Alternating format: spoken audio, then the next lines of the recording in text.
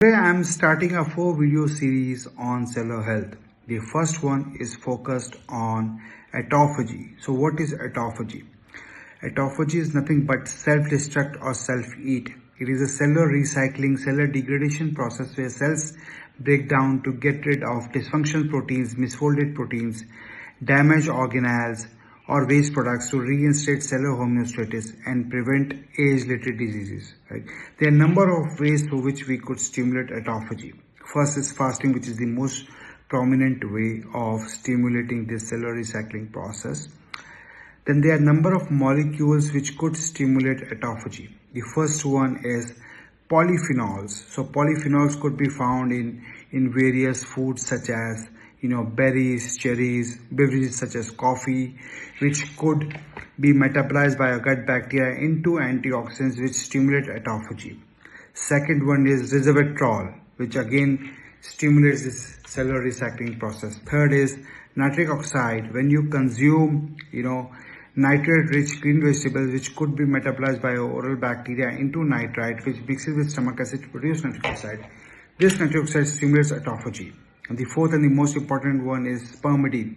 So I'm going to discuss in detail about spermidine. Spermidine is a naturally occurring compound in our body, right? It actually stimulates autophagy by inhibiting mTOR and activating AMPK pathway. It promotes hair growth.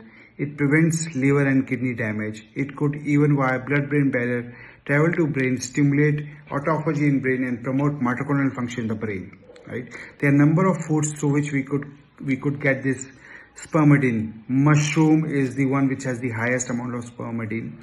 Then broccoli, then cauliflower, then certain form of cheese and even chicken skin could give us spermidine. However, it is important to understand our unique biology. Since certain gut bacteria could metabolize spermidine and other polyamides into peptide, which could have pro-inflammatory cascades inside our body.